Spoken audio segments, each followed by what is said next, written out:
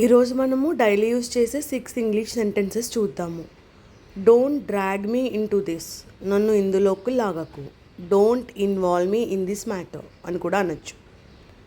Why are you stretching this matter, నువ్వు ఎందుకు విషయాన్ని లాగుతున్నావు. Why are you making this issue bigger అని కూడా అనొచ్చు.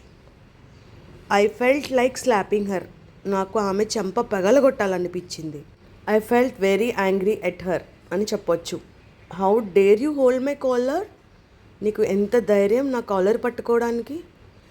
How can you touch me like that అని కూడా అనొచ్చు. You are responsible for this situation, అంటే ఈ పరిస్థితికి నువ్వే కారణం. This happened because of you అని కూడా అనొచ్చు. ఇది ఏదైనా ప్రాబ్లము మన వల్లే క్రియేట్ అయితే అనొచ్చు అనమాట.